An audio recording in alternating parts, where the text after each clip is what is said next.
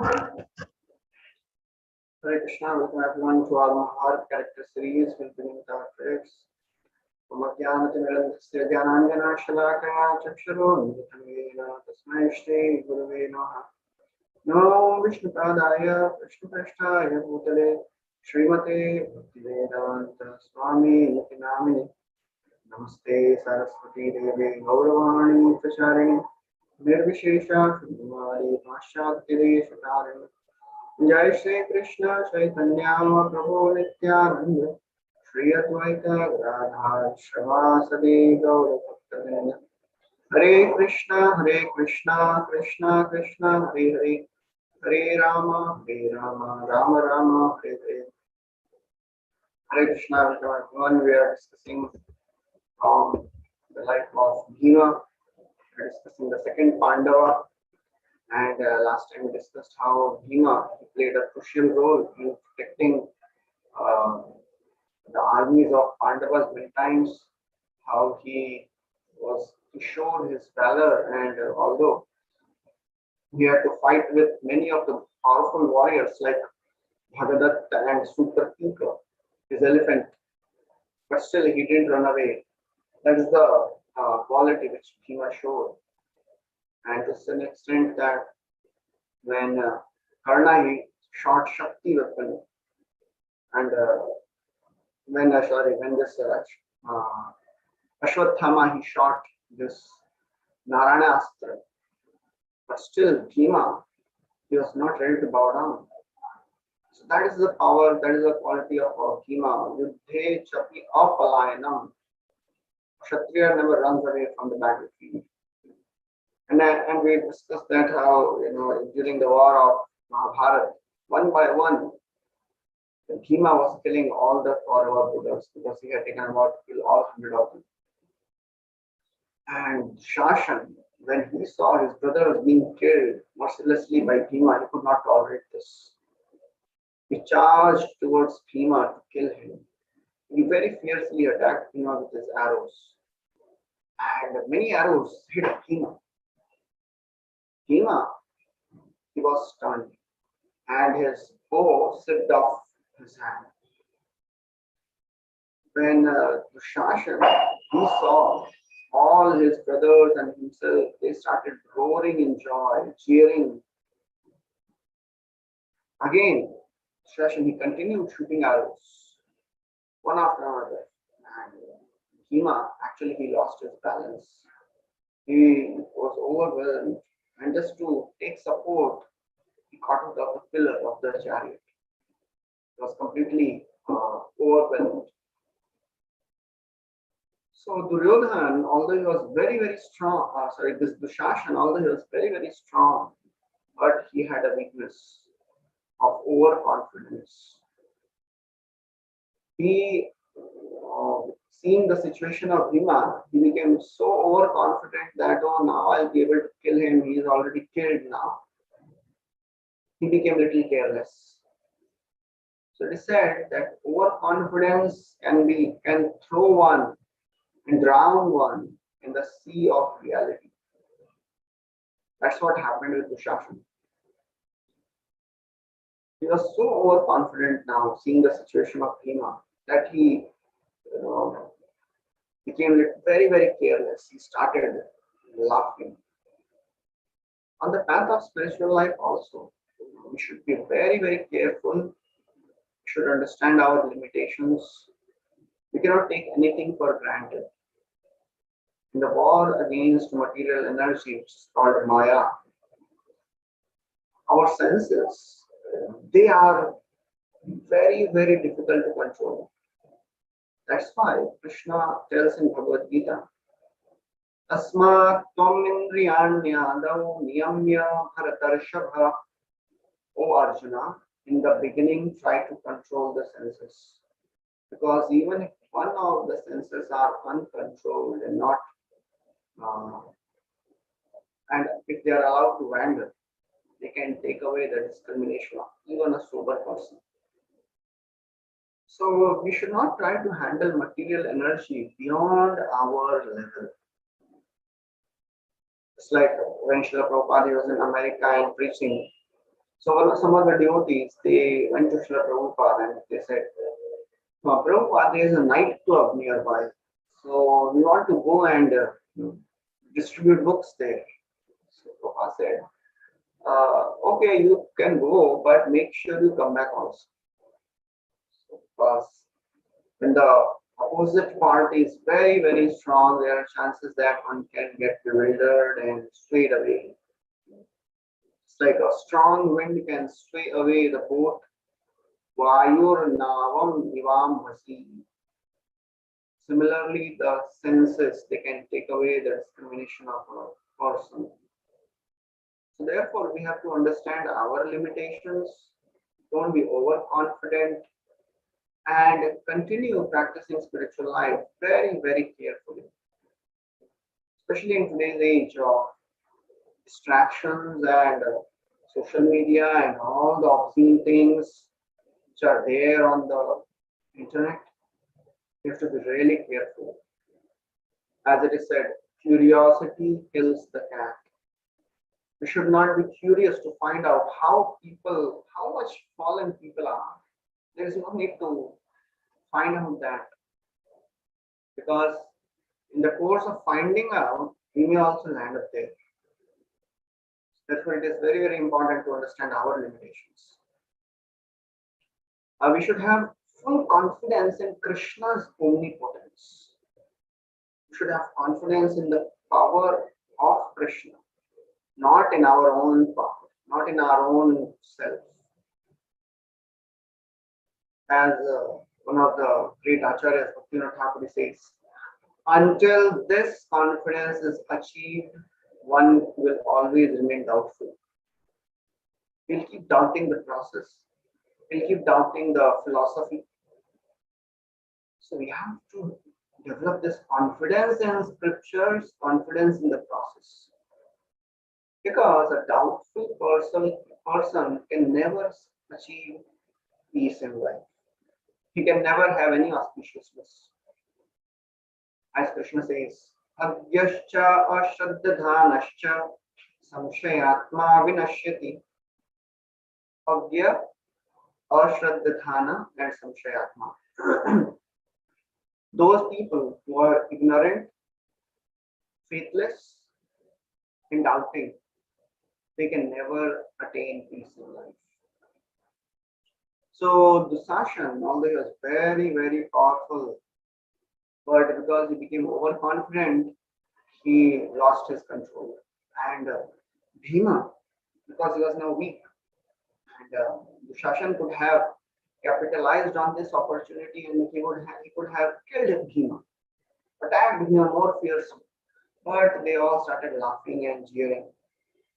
But Bhima, he was a very, very powerful and daunted warrior. Immediately he recoiled quickly, and for Kshatriya, for a warrior. If he is defeated temporarily, it increases his anger. So Bhima became furiously angry. And rather than continuing with his bow and arrow, and as we have discussed, whenever Bhima he becomes more angry, he gives up his bow and arrow and he starts fighting with his mace. That's what happened now also. So Bhima, he took his mace and charged towards Dushasan. When Dushasan saw Bhima coming,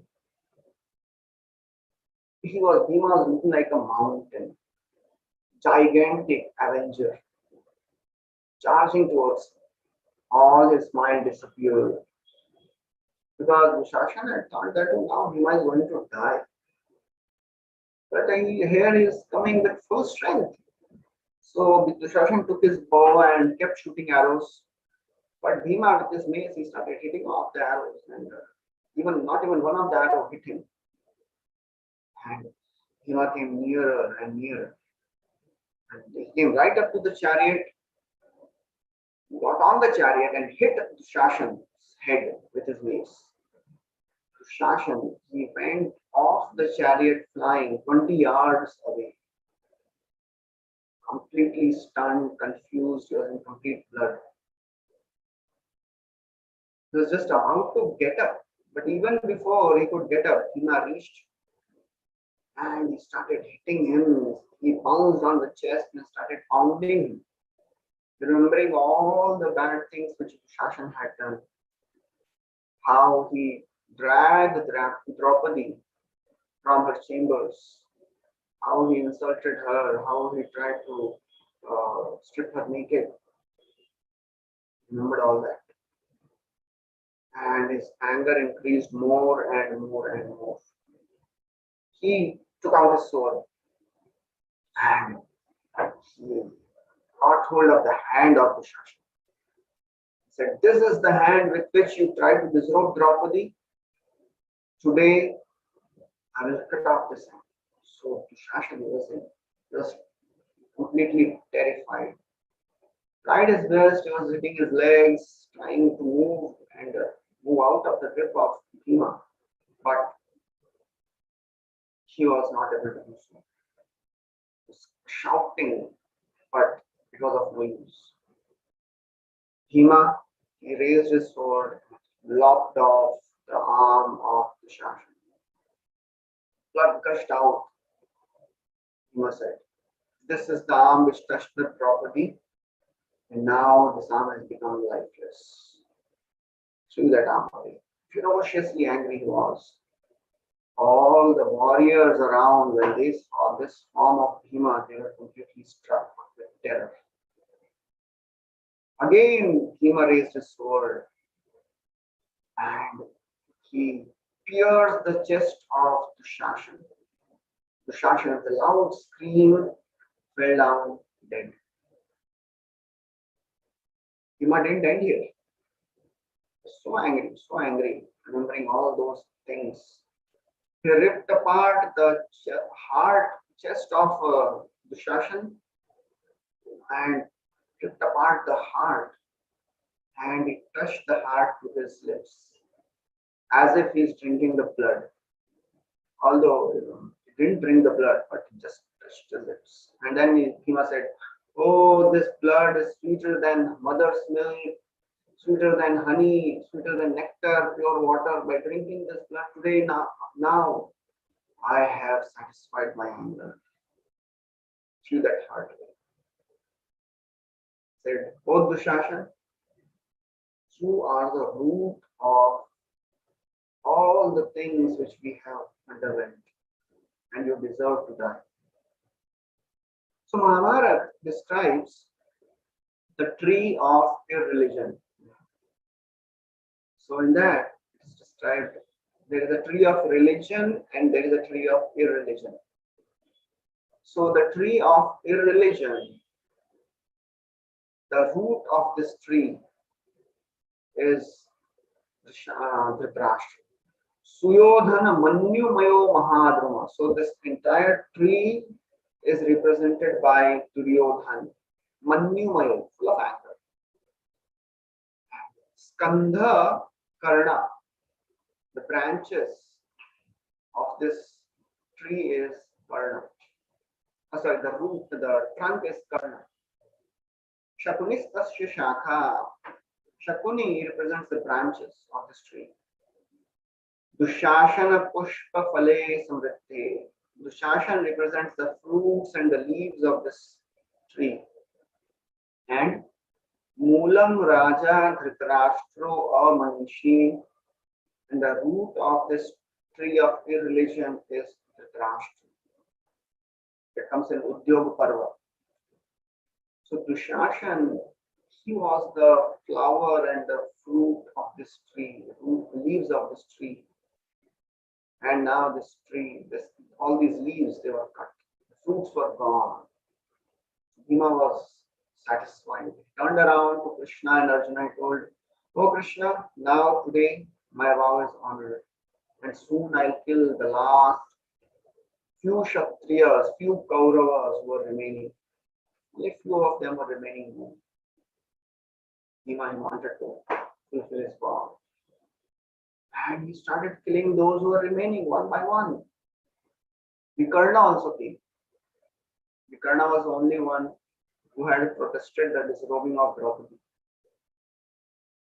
When Vikarna came in front, Bhima became a little morose because he saw that, oh, this person was the only one who was supporting us. But because Vikarna was on the side of evil and Bhima had to fulfill his vow, he could not do anything. He uh, killed him also. So therefore, it is described when if even if somebody is virtuous personally and if he associates with evil people, then all the is destroyed.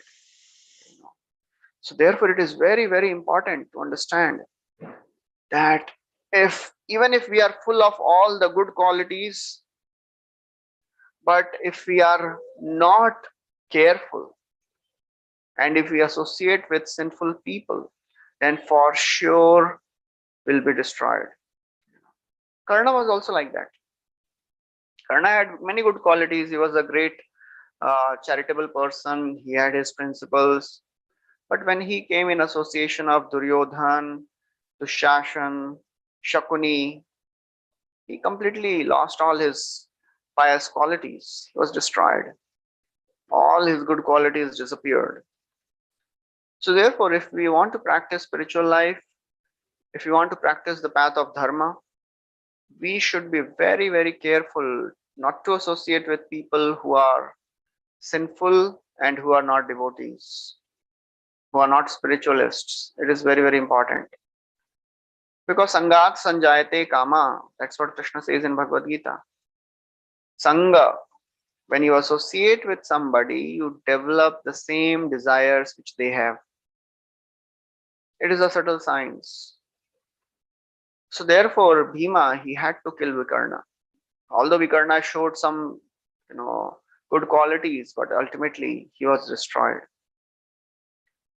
And when Bhima was killing Dushashan and then Karna, he saw such fierce form of Bhima. He looked as if some bloodthirsty ghost has entered Bhima. Karna, his bow fell off, slipped off his hand. He was completely confused, stunned, bewildered. He stopped fighting. He didn't even realize what to do. He just stood there in front of Bhima. Seeing this situation of Karna, one of the sons of Karna came to protect Karna. And Bhima, within moments, he tore him apart also. When Karna he saw, then he came to his senses and he attacked Bhima fiercely because his son was killed. Then later, some other troops, Kaurava troops came behind to help Karna. And and Bhima, he was fighting fiercely with everyone. And later that day, we know that Karna was also killed by Arjuna. So on 17th day, Bhima, he killed all the Kauravas except Duryodhan. Only Duryodhan was remaining. Then 18th day, Shalya was made commander. And although the Kauravas, they knew that they cannot win now, they were not so interested, but still they continued, they came to fight. So on 18th day, Shakuni was killed by Sahadev because Sahadev had taken a vow to kill Shakuni. Shalya was killed by Yudhishthir. And seeing all this, Duryodhan, he understood that now he cannot win in this way. He ran away, fled from the battlefield. All the Pandavas and including Bhima, they charged, ran after Duryodhan to catch him. So this is how, demoniac people, they are ready to do anything. As we discussed yesterday in the last class, there is a Kanik Niti also. There is a Brihaspati Niti, Shukra Niti, and Kanika Niti. So the demoniac people, they are ready to do this, follow this Kanika Niti. Any ways, any means, any ends. I want to enjoy. I don't care for the religious principles. I don't care for the codes of war. But now I have to save my life. That is how demonic people are. When their life is in danger, they are not concerned with any morality, any dharma. So Duryodhan, he ran away from the battlefield. And he had a mystic power by which he could uh, make the water steady. So he entered a river and he hid himself and made the all the water around still. So as Duryodhan was entering, there were few people who saw Duryodhan. They went and they informed Yudhishthira Maharaj, and all the Pandavas, they came to the place and they started shouting. They started calling out, "Oh Duryodhan, come out! Why are you behaving like a coward? Come out!" So Duryodhan said, "Oh no, I am not a coward. I am just resting here. I don't want to spend energy because I know you are so many and I am alone. How can I fight with all of you?" So he was trying to give so many of the reasons.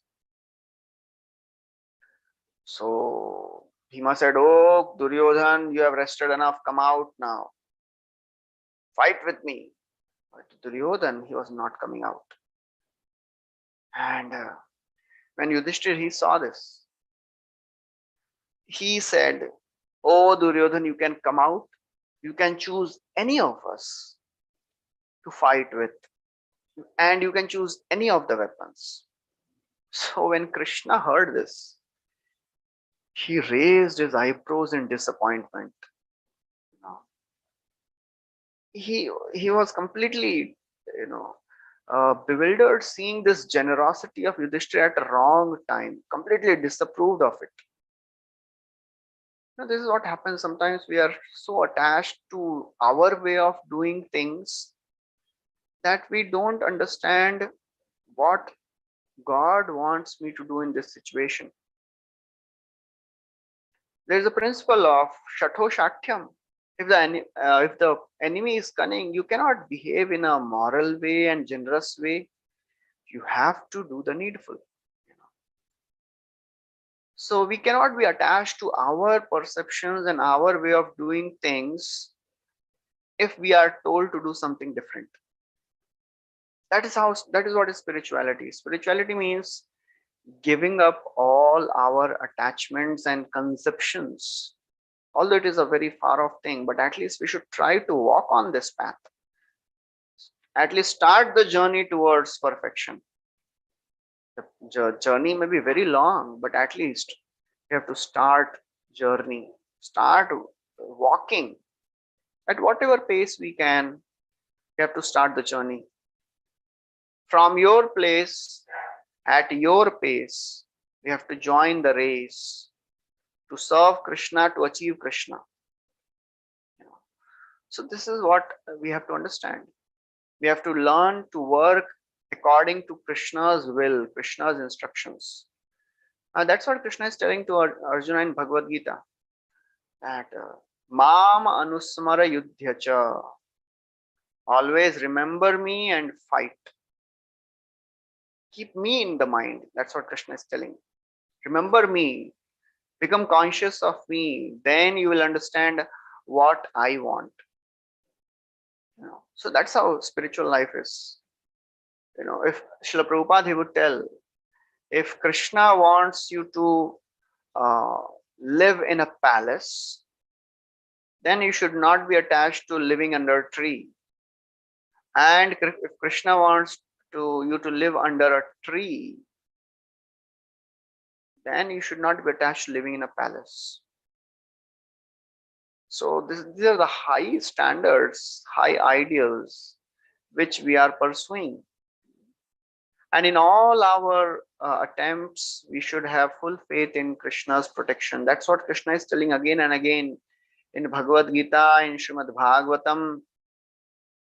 Kaunteya pratijanihi name bhakta pranashyati. My devotee will never fall down. So when Yudhishthira Maharaj said this, Krishna was not so happy because only Bhima was expert and equal in fighting with Duryodhan, and that too Bhima was only expert in mace. So if Duryodhan he chooses somebody else to fight with mace, then the 18 days of war, it will be futile, you know. So Krishna, he was not so happy.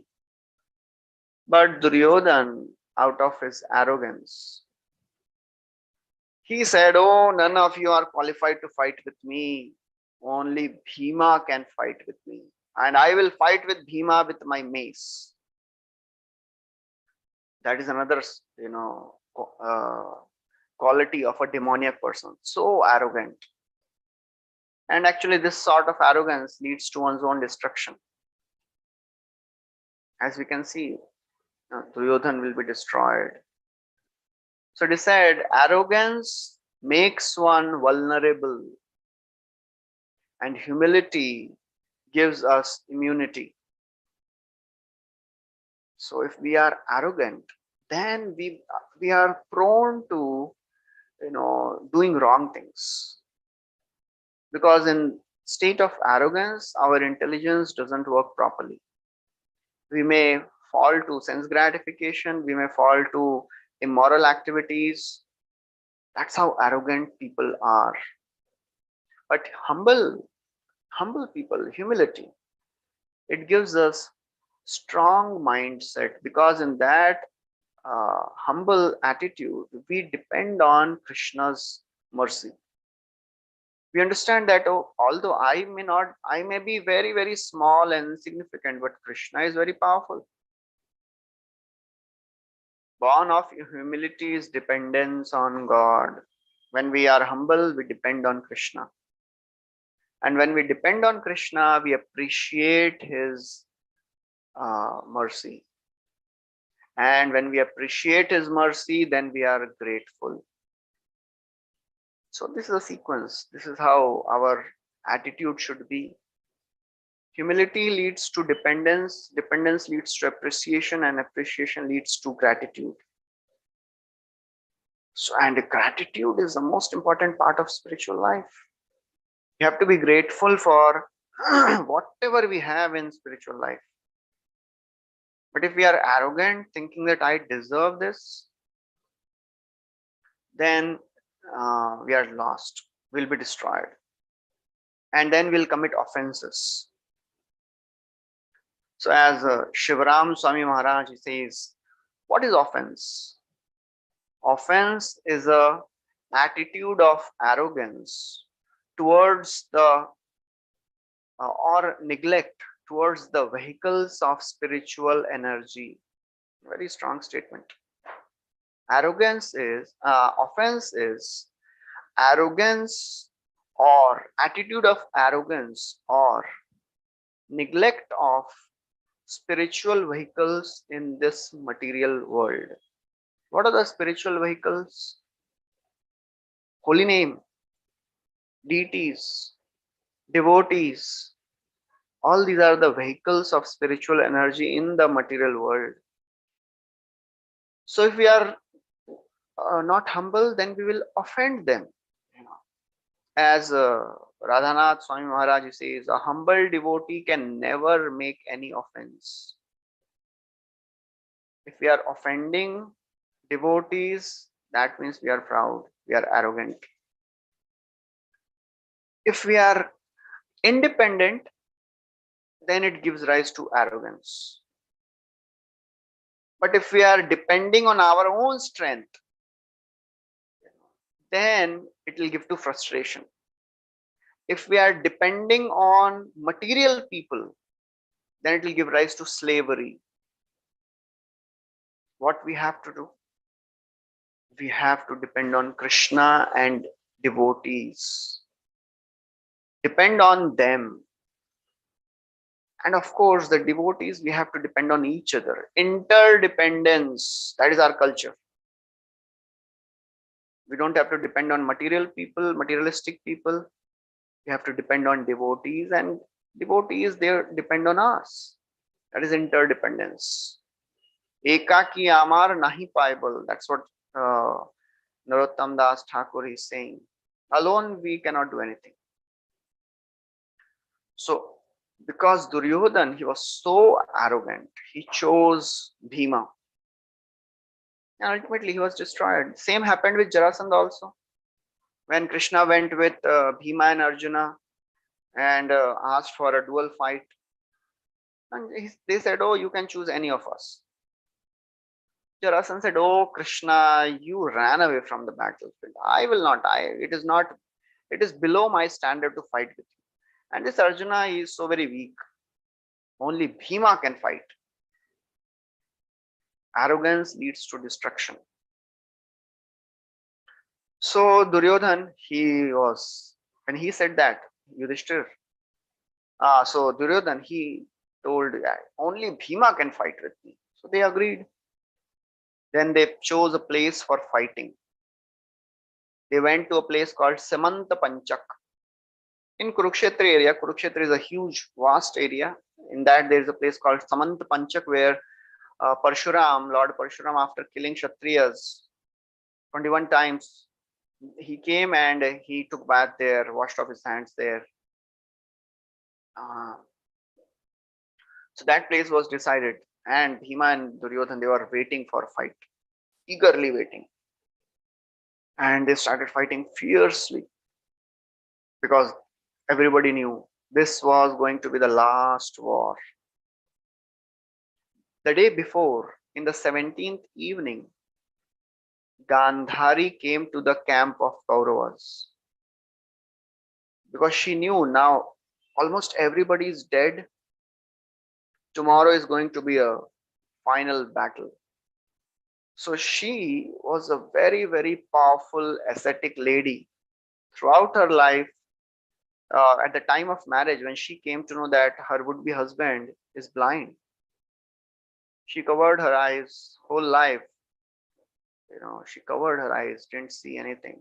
So she had such power of asceticism. So she told Duryodhan that you come in front of me without wearing anything, and I will, with my power of asceticism, I will make your entire body like thunderbolt, impenetrable. And Duryodhana was coming like that. But Krishna somehow intervened and he said, "Oh, don't you feel shy to go in front of your mother? You're such a grown up person. You're going naked. At least cover your lower parts." So Duryodhana, he covered the thighs. So Gandhari, she looked, and with her eyes, through her eyes, she gave all the power of asceticism to Duryodhana, and his body became like thunderbolt. And on top of that, Duryodhana, he was in palace for 13 years, so he was practicing all the skills. He was very, very expert, very skillful in mace fighting. And Bhima, because he was in the forest, he had no such opportunity, but still, he tried his best, utilized his strength, became very strong physically. So, in one sense, it was an equal match. Bhima was superior in strength and Duryodhana was superior in skills. But now, with Gandhari's power of asceticism, Bhima's strength was countered, and none of his strength and hits and the blows, uh, they were useless in front of Duryodhana now. So as they started fighting, Bhima was in difficult situation. He went on fighting, pounding Duryodhana. But Duryodhana, nothing would happen to him. Slowly. Because right from the beginning, in the beginning only Bhima, he hit Duryodhana with all his strength, and Duryodhana, he went flying away. Anybody else would have collapsed. But Duryodhana, because he was now having the power of Gandhari, he just got up with a grin on his face. Bhima was completely confused. What happened? I gave my full effort, but still nothing happened to him. Anyways, he continued fighting. Slowly, Duryodhana started getting upper hand, and he uh, at one point of time he dodged off all the hits and blows of Bhima, and Duryodhana started pounding Bhima, and Bhima was completely stunned. He had never experienced this, and although Bhima was trying his best, Duryodhana was impenetrable. Arjuna, he looked towards Krishna, and Krishna, he told him that now it's a time for Bhima to fulfill his vow. Bhima had taken a vow to break the thighs of Duryodhana, because in the assembly, when Draupadi was getting disrobed, Duryodhana, he uncovered his thigh and started slapping his thigh, telling Draupadi, "Come and sit here. I deserve to be your husband." So that time, Bhima had taken a vow that I will break the thigh of Duryodhana. So Bhima, he remembered his vow, and he was thinking, first I will defeat him in the fair match and then I'll break his thigh. But Krishna, he told Arjun, now Bhima will not be able to win over Duryodhana. There is no chance he can win.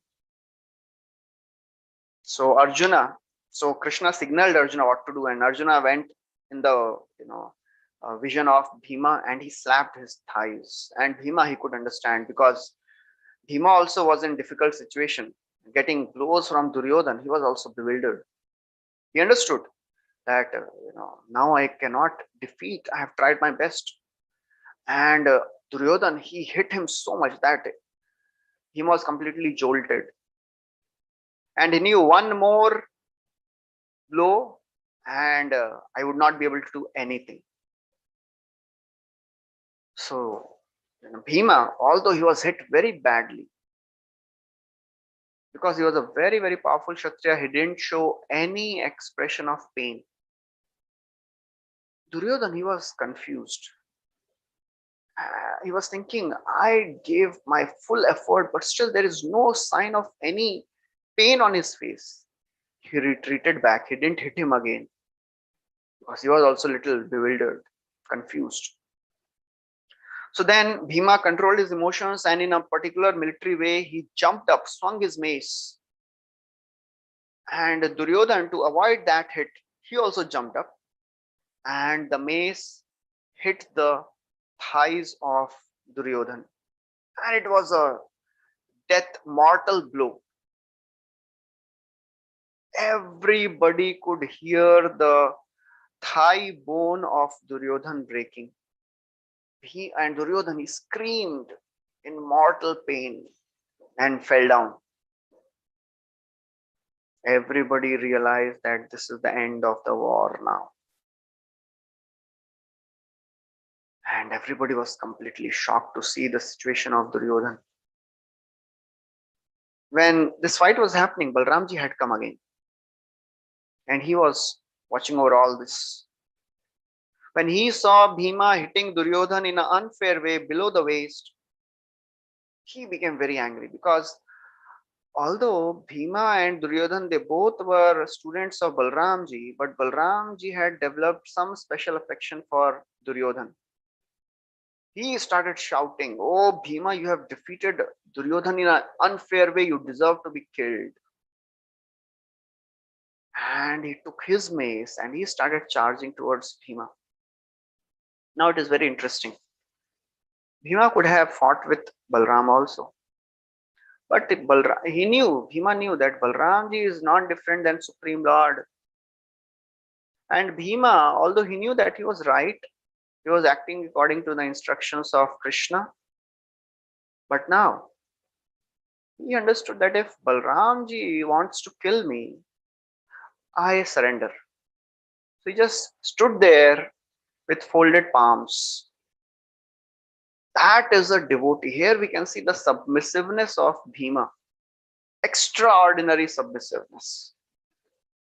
मारो भी राखो भी जो इच्छा तुहार, आश्लिष्य वा पादरताम पिनष्टुमाम अदर्शनान मर्महताम करोतु वा यथा तथा वा विदधातु लंपटो मत प्राणनाथस्तु सएव नापरः. Chaitanya Mahaprabhu is telling a mood of a devotee is, oh my Lord, either you kill me or you embrace me, I am yours eternally, I am your servant. That was the mood of Bhima here. Although he was doing right thing, orders of Krishna, Krishna and Balram, they are the same personalities. But now Balramji is coming to kill him, so Bhima, he didn't protest. He just accepted the will of the Lord. That's how all the great devotees of the Lord are. They express, they show, display their surrender. Whatever happens in the life of a devotee, whether good things or the bad things, they give all the credit to Krishna. Just like Kunti Maharani, she is telling, oh my Lord, so many problems came in our life, so many problems. Vishan Mahagne Purushad Darshanat Asat Sabhaya Vanavasa Krichrata Mridhe Mridhe Nek Maharathastrato Draunyastrataschas Mahare Bhirakshita. So many problems came, so many. But Kunti Maharani is saying, oh my Lord, you protected us always. Because you are here in our kingdom, we have all the prosperity. Ime Janpada Sriddha Supakvaushadi Virudha. All our prosperity, all our wealth, it is because of you. So whether Krishna gives prosperity or he gives some distress, oh, whatever you give, oh my Lord, I am ready to accept, because I know you can never desire anything wrong for me. So Bhima, he displays his surrender, submissiveness here. Krishna, seeing this situation, immediately he came in between and he said, oh brother, do you remember how evil these Kauravas were? They are. They did everything to kill Pandavas. They insulted Draupadi. They sent them to forest for 13 years. He, recounted all those things and somehow pacified Balramji, telling that, oh, whatever Bhima has done, it is to establish the dharmic principles. So anyways, Balramji, although he was not completely pacified, but he just left that place. Again, Bhima turned towards Duryodhana and he hit him on his chest. Because Bhima was so angry, so angry. All those years and years of insult and anger, Bhima was remembering. Although some of the Kshatriyas, again, they protested because of this behavior of Bhima, because if a warrior is fallen on the ground, you cannot hit him. But Bhima, he was so very angry. Duryodhan, still he had this arrogance. He said, oh foolish, oh wicked Bhima. So Duryodhan is calling Bhima wicked. He's telling, oh wicked Bhima, you fought and hit me in a wrong way, in an unfair way. You have defeated me. I saw how Krishna signaled Arjuna, and that's why you hit me on my thighs. If you would have fought fairly, I would have surely killed you. Immediately Krishna intervened and chastised Duryodhana. Oh Duryodhana, now you are talking about dharma. Where was your dharma when you were trying to disrobe Draupadi? Where was your dharma when you defeated and when you killed Abhimanyu? Recounted so many of the incidents. So therefore, we have to understand, when we are dealing with sinful and demonic people, we cannot be following our so-called moral principles. There is always a higher dharma and a lower dharma. Practice higher dharma, sometimes the lower dharma has to be compromised. The ultimate principle is people should be protected. People should be allowed to follow the principles of religion so that they can come close to spiritual life. And whatever is needed for that, we should do it. So in this way, Bhima, he won the final fight for the Pandavas. And after the battle was over, Yudhishthir Maharaj became the king, and Bhima, he was crowned as Yuvraj, the next king after Yudhishthir Maharaj. And after this, Bhima, he continued to assist Yudhishthir Maharaj, following the instructions of Supreme Lord Krishna. Bhima, he had a special flavor with Dhritarashtra also. Dhritarashtra was so very sad and very, very angry because Bhima had killed all his 100 sons. So after Duryodhan fell down and ultimately he died, Dhritarashtra came along with Gandhari on the battlefield and he was crying bitterly. And then he asked, "Oh Bhima, you are the only one remaining. I want to embrace you and get some solace." But Krishna, he knew, oh, Dhritarashtra is very, very wicked inside. So he immediately he brought a effigy of Bhima in front of Dhritarashtra, and Dhritarashtra, he was very powerful. When he was born, Vyasadeva had predicted that he is very strong in his physical strength. So Dhritarashtra, with all his strength, he embraced that effigy and he wanted actually to crush Bhima and kill him. But Krishna, he protected Bhima. So the effigy of Bhima, it broke into pieces. Now, although Dhritarashtra, he was the one who approved of all the sinful acts of Duryodhan, but when Yudhishthir became the king, he gave all the respects to Dhritarashtra. He had told all the citizens to give him all the respect also. But Bhima, he could not give respect to Dhritarashtra.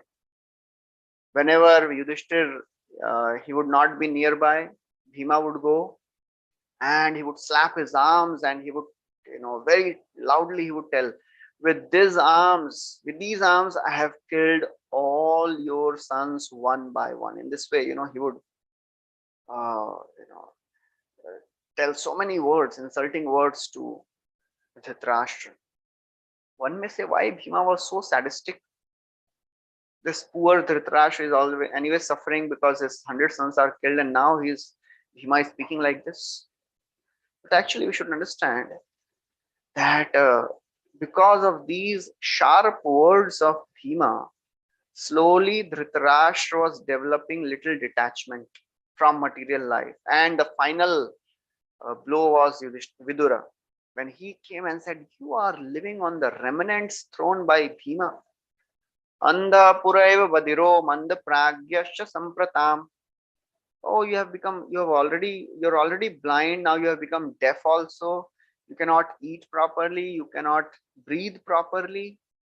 Aho mahiyasi janto jivitasha yatha bhavan. Bhima pavarjitam pindam adatte grihpalavat.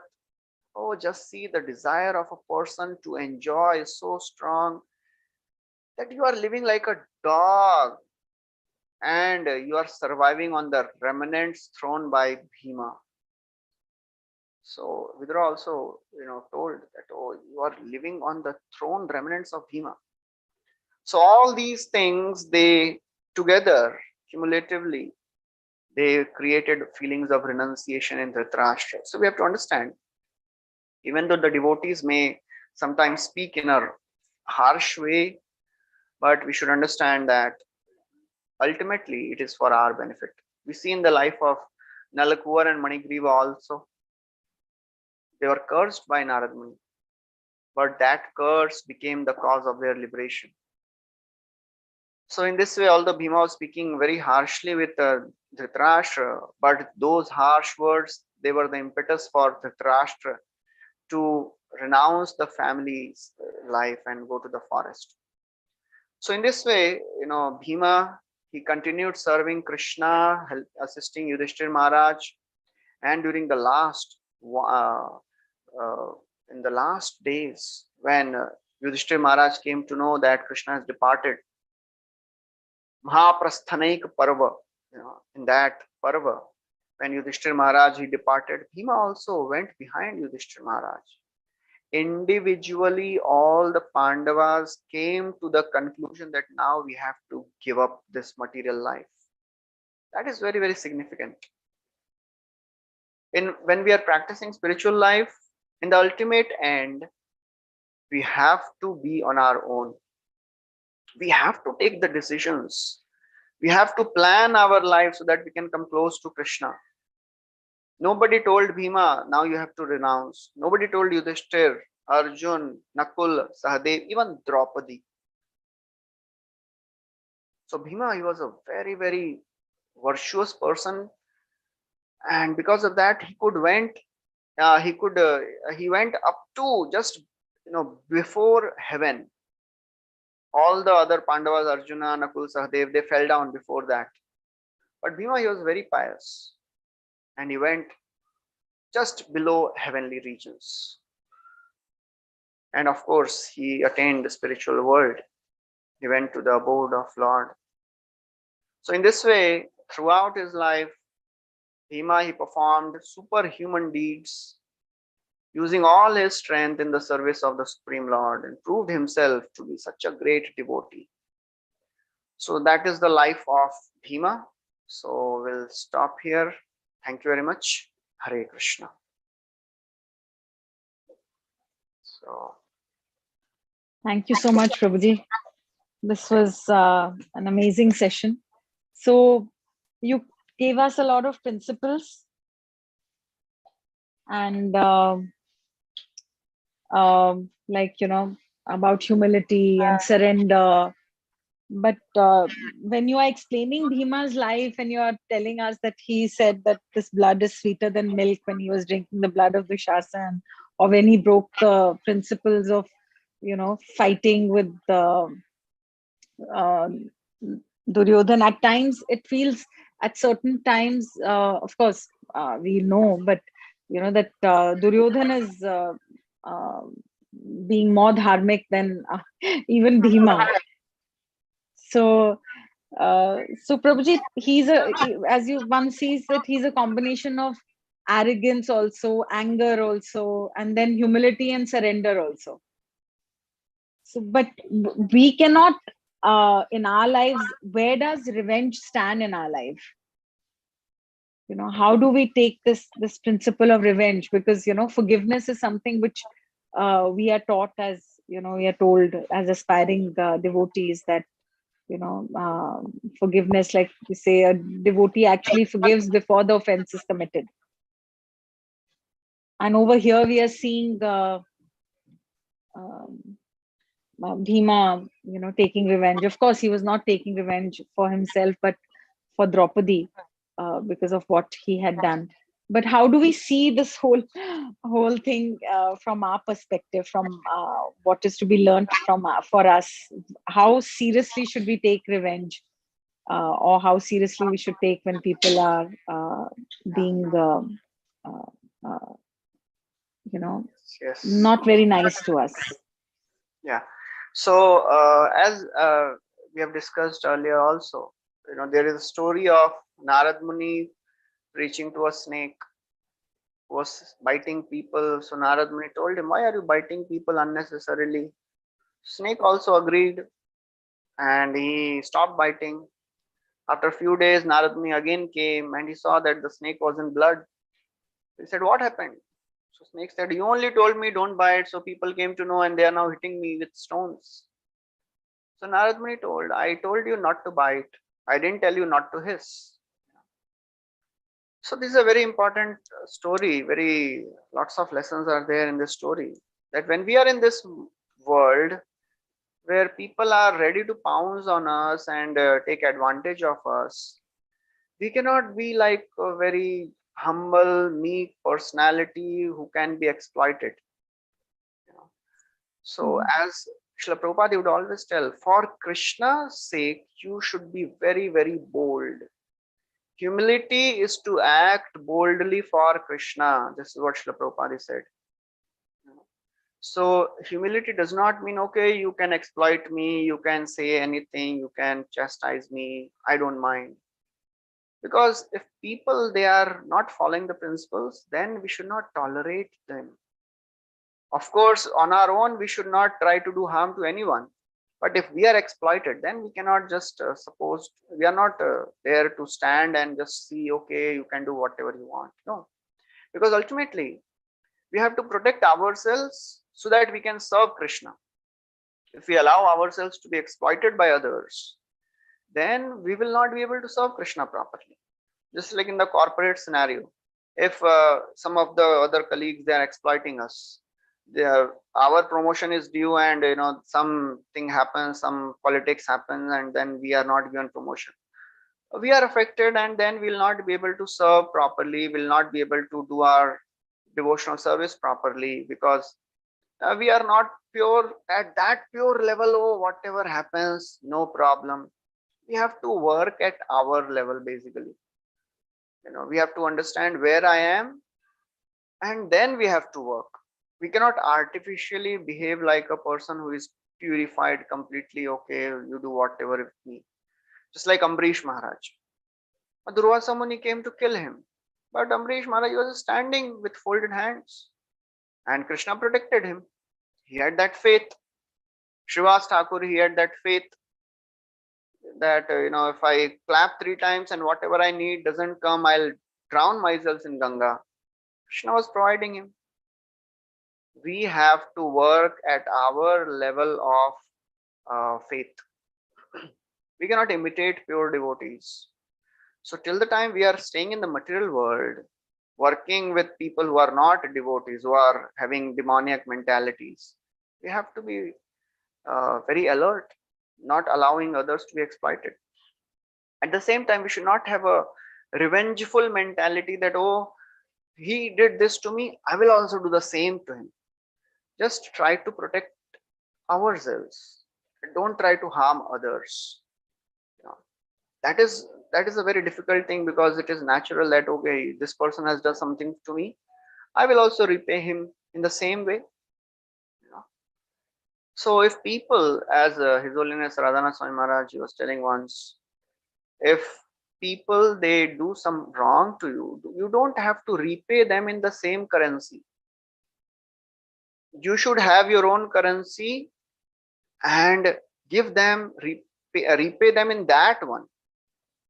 If somebody does wrong to you, you are not supposed to do the same thing, because first thing is you are generating more karma. And if of course the offense is something serious and we are exploited, then of course we can go the legal way, proper way, according to the laws of current government. But if on personal level, if somebody is insulting us and telling us all the bad things, what is the use in retaliating? Because we'll be contaminating our own minds also. So of course these are the long things, very high things, and we have to at least learn to start walking towards the destination.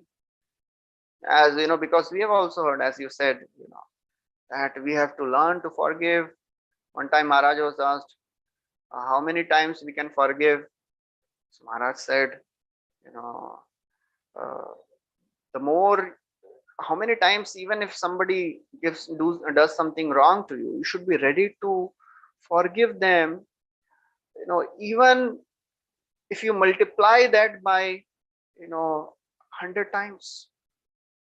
So these are all high principles which are there in the scriptures, and all the characters of Bhagavatam, they have shown this. Parikshit was cursed by Shringi, but then he accepted that. So at our level, we have to first of all accept. When we don't accept ourselves, then we are frustrated. Acceptance makes one peaceful. Many times we think ourselves, I am just Now becoming a pure devotee, or just I am just few, steps below that.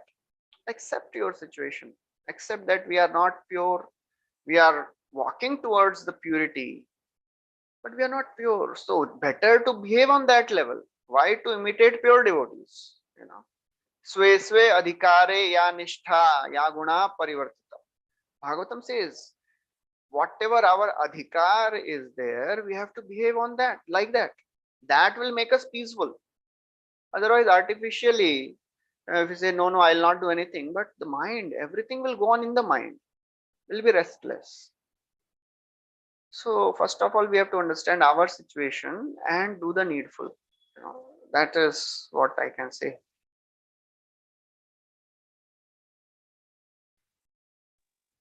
Thank you, Prabhuji. Is there time for you to answer one more thing, one more this thing I had, if it's okay with you? Yes, yes. So, Prabhuji, you mentioned, a step-by-step thing that, if you have humility, you will have dependence, and then appreciation, and then gratitude. Yeah. So, I just wanted to understand this word dependence. So, dependence is like जो करेंगे भगवान करेंगे, but what is Okay. my role in that? Yeah. So, as it is said, you heard many times from devotees, when you are given some certain service, and when you are doing that service, you should give your best, thinking that now everything is in my hand, I have to give my best. And after the service is over, then we should think, okay, now everything is in Krishna's hand. So till the time we are doing certain service, we have to give our best, because in any action we are also equally responsible. And there are three types of doers. We are also doer, material nature is also a doer, and Supreme Lord is also a doer. But we are the initiating cause. We are responsible, and we should give our best. And then after we do our best, then Krishna will sanction. Then it is in Krishna's hand. So then we depend on Krishna. After giving our best to serve, then remaining whatever is there, I cannot do anything now. I have given my best, and then we depend on Krishna. Because Krishna gives mercy when he sees that this person has given his best, and now he is depending on me. As we know in the Damodar Leela, when Yashoda Mai, she was trying her best to bind Krishna, she was completely sweating. Sumatu swinnagatraya visrishta kavarastraja drishtva parishramam Krishnam kripayasit swabandhane. So when Krishna saw that, oh, my mother is trying so much, then he gave his mercy. So we have to try our best, then we depend on Krishna for the results. Then we are not attached. Okay, whatever comes Krishna, we depend on that. Then we will not be frustrated. Then we will not become arrogant. I am the cause of all these things. If we are not humble, if we are not depending on Krishna, then we think karta aham iti manyate. I am the doer. So that is how dependence leads is the product of humility. And when you are humble, when you are depending, then naturally you will appreciate, oh Krishna, you have given me so much. Although I did a little bit, but you have given me so much. And that's how actually Krishna is. There is a very beautiful, sweet pastime of Sudama Leela in the 10th canto. There is a very beautiful section in that, where Sudama is telling the glories of Krishna. Very sweet verse it comes.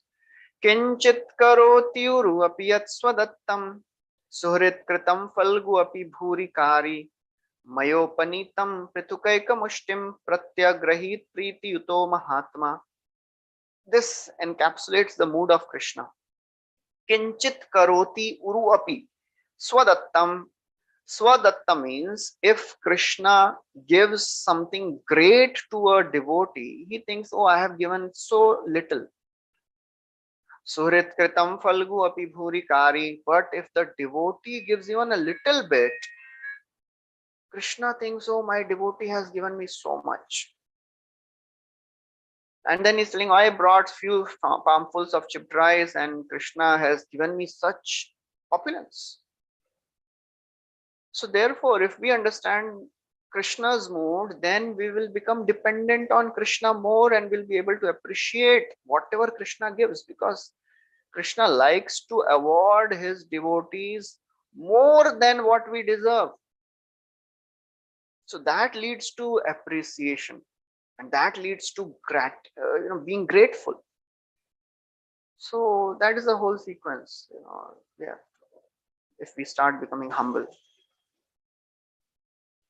Okay. Yes, Prabhuji, if we start becoming humble.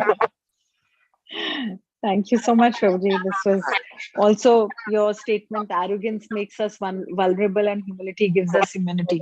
This is also very, one can remember this, how vulnerable we are when we are arrogant, because we are clouded, our judgments are clouded. And, I was thinking of this statement also.